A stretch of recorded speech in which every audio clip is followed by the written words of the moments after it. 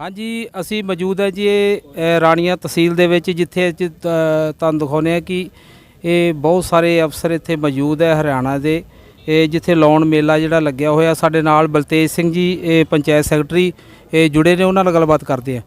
ਬਹੁਤ ਬਹੁਤ ਸਵਾਗਤ ਹੈ ਜੀ ਤੁਹਾਡਾ ਬੀ ਨਿਊਜ਼ ਹਰਿਆਣਾ ਤੇ। नमस्कार सर जी, मैं बी न्यूज़ का बहुत बहुत धन्यवाद करता ਹਾਂ।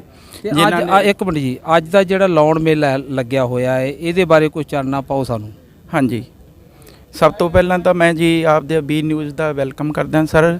ਤੁਸੀਂ ਸਾਡੀ ਜਿੰਨੀ ਵੀ ਹੈ ਸਾਡਾ ਜਿਹੜਾ ਸੰਦੇਸ਼ ਉਹ ਜਨਤਾ ਤੱਕ ਪਹੁੰਚਾਉਣਾ ਆਪਦੇ ਮਾਧਿਅਮ ਨਾਲ। ਜਿਵੇਂ ਆਪ ਜੀ ਨੂੰ ਪਤਾ ਹੀ ਹੈ ਕਿ ਮੁੱਖ ਮੰਤਰੀ ਅੰਤੋਦਿਆ ਪਰਿਵਾਰ ਉਥਾਨ ਦਾ ਮੇਲਾ ਲੱਗਿਆ, ਜਿਨ੍ਹਾਂ ਪਰਿਵਾਰਾਂ ਦੇ 1,80,000 ਤੋਂ ਘੱਟ ਆਮਦਨ ਸੀ ਉਹਨਾਂ ਪਰਿਵਾਰਾਂ ਦੇ ਉਥਾਨ ਵਾਸਤੇ ਜਿਹੜਾ ਇਹ ਮੇਲਾ ਲਗਾਇਆ ਗਿਆ ਹੈ।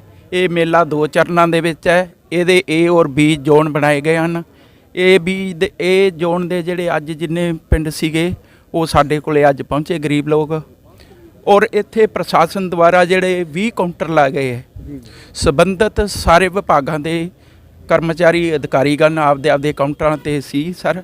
ਚੰਗੀ ਤਰ੍ਹਾਂ ਜਿਹੜੇ ਛੂਟੇਬਲ ਸੀਗੇ, ਜਿਹੜੇ ਐਪਲੀਕੇਬਲ ਸੀਗੇ, ਉਹਨਾਂ ਦੇ ਫਾਰਮ ਭਰ ਲਏ ਗਏ ਸਰ। ਤੇ ਇਹ ਕਿੰਨੇ ਦਿਨਾਂ ਵਾਸਤੇ ਮੇਲਾ ਲੱਗਾ ਜੀ? ਇਹ ਸਰ ਜੀ ਸਾਡਾ ਸ਼ਡਿਊਲ 2 ਸੀ ਸਰ ਜੀ। ਇੱਕ ਤਾਂ 11 ਤਰੀਕ ਦਾ ਸਰ, ਇੱਕ 13 ਤਰੀਕ ਦਾ ਸਰ। ਦੋ ਦਿਨ ਦਾ ਇਹ ਮੇਲਾ ਸਰ ਜਿਹੜਾ ਸਾਡਾ ਇਹ ਕੈਂਪ ਹੈ।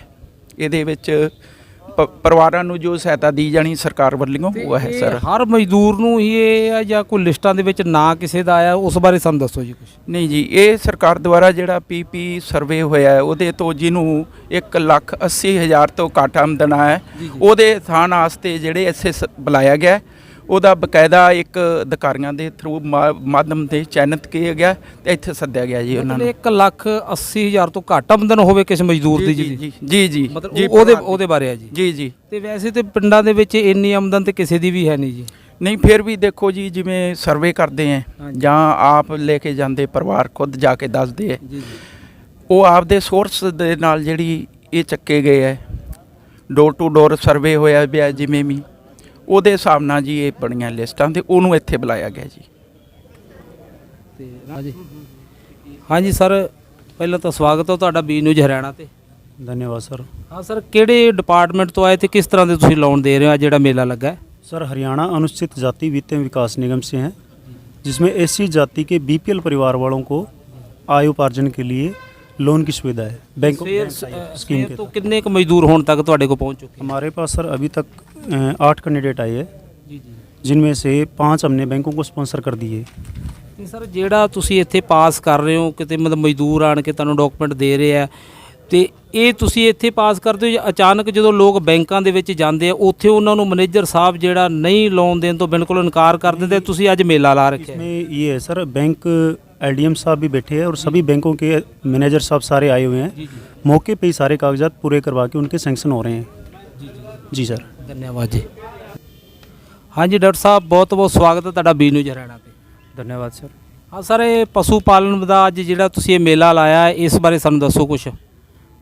इस मुख्यमंत्री अंत्योदय प्रोग्राम के अंदर पशुपालन विभाग की तरफ से मुख्यतः 2 स्कीमें जो चलाई जा रही हैं। एक हरियाणा पशुपालन विभाग की तरफ से मिनी डेयरी की स्कीम है, जिसमें 2 भैंसों का जो लोन है वो दिया जाता है। 84,000 से लेके 2 लाख के करीब इसकी कीमत है। और जो सर सुबह के कितने मजदूर अपने को आ चुके हैं?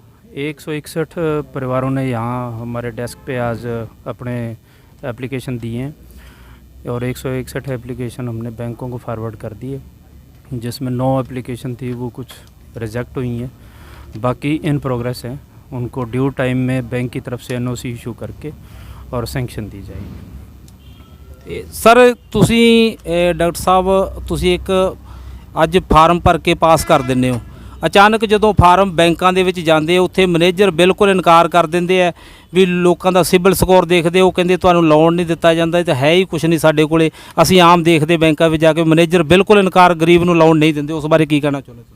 ऐसा है, विभाग की तरफ से हमने एप्लीकेशन लेके और उसके डॉक्यूमेंट सारे चेक करके रिकमेंड करके और आगे बैंक को फॉरवर्ड कर देते हैं।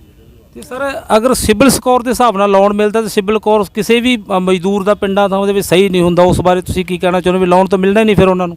ये सिबिल स्कोर चेक करना ये हमारे कार्य क्षेत्र में नहीं है। इसका जो लेन देन है ये बैंक ही चेक करता है और बैंक ही इसका स्क्रूटनी करके और वही इसका फैसला करता है। बहुत बहुत धन्यवाद जी। हाँ जी, हाँ जी सर, ਪਹਿਲਾਂ ਤਾਂ ਸਵਾਗਤ ਤੁਹਾਡਾ ਬੀ ਨਿਊਜ਼ ਹਰਿਆਣਾ ਤੇ। जी धन्यवाद सर बहुत। ਤੇ ਸਰ ਹੁਣ ਤੱਕ ਕਿੰਨੇ ਕੁ ਮਜ਼ਦੂਰ ਸਵੇਰ ਦੇ ਆ ਚੁੱਕੇ ਜਿਹੜਾ ਇਹ ਅੱਜ ਮੇਲਾ ਲੱਗਾ ਹੈ, ਲਾਉਣ ਮੇਲਾ?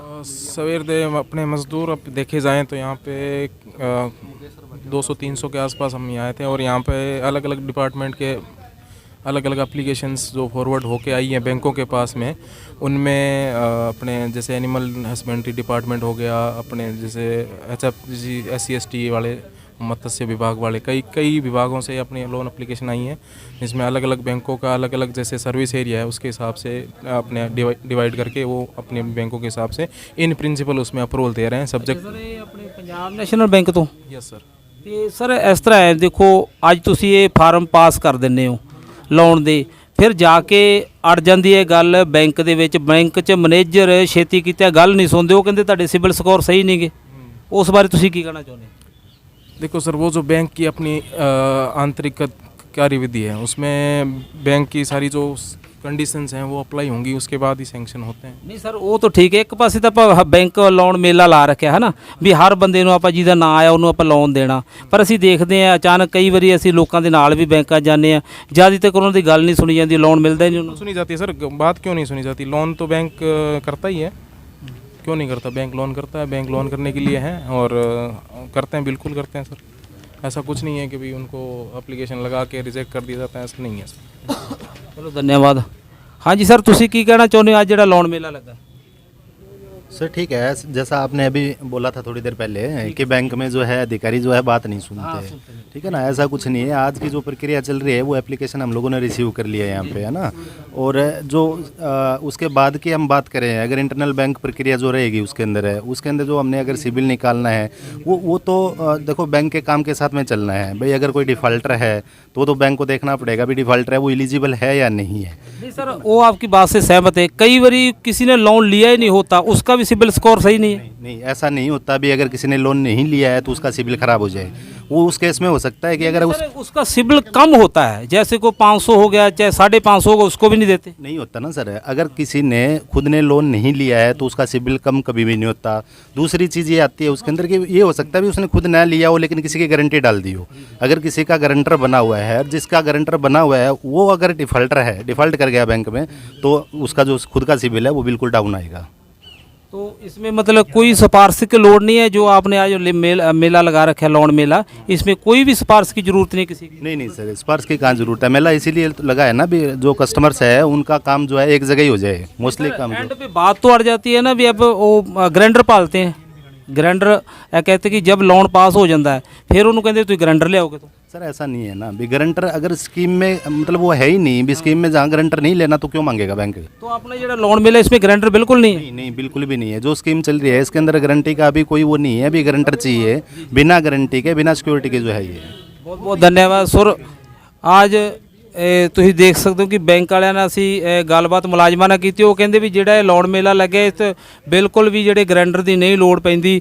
ਸੋ ਕੋਈ ਜ਼ਿਆਦਾ ਕੋਈ ਡਿਫਾਲਟਰ ਇਨਸਾਨ ਹੈ ਤਾਂ ਉਹਨੂੰ ਲੋਨ ਨਹੀਂ ਮਿਲਦਾ, ਲੇਕਿਨ ਬਿਲਕੁਲ ਜਿਹੜਾ ਕੋਈ ਜਿਹਦਾ ਰਿਕਾਰਡ ਬਿਲਕੁਲ ਜਿਹੜਾ ਕਾਗਜ਼ਾਂ 'ਚ ਸਹੀ ਆ ਉਹਨਾਂ ਨੂੰ ਲੋਨ ਮਿਲੇ। ਇਸੇ ਤਰੀਕੇ ਨਾਲ ਹਰਿਆਣਾ ਸਰਕਾਰ ਨੇ ਜਿਹੜਾ ਇਹ ਲਾ ਰੱਖਿਆ। ਸੋ ਸਾਡੇ ਨਾਲ ਪਹਿਲਾਂ ਤੁਹਾਡੀ ਗੱਲਬਾਤ ਕਰਾਈ ਸੀ ਸਰਦਾਰ ਬਲਤੇਜ ਸਿੰਘ ਜੀ, ਪੰਚਾਇਤ ਸੈਕਟਰੀ। ਸੋ ਇਹ ਸਾਡੇ ਨਾਲ ਅੱਜ ਇਹ ਮੁਲਾਜ਼ਮ ਅਲੱਗ-ਅਲੱਗ ਬੈਂਕਾਂ ਦੇ ਜੁੜੇ ਹੋਏ ਨੇ। ਸੋ ਮੈਂ BS Adiwal, B news Haryana ਦੇ ਨਾਲ ਕੈਮਰਾਮੈਨ ਰਣਜੀਤ ਸਿੰਘ ਜੀ ਰਾਣਾ।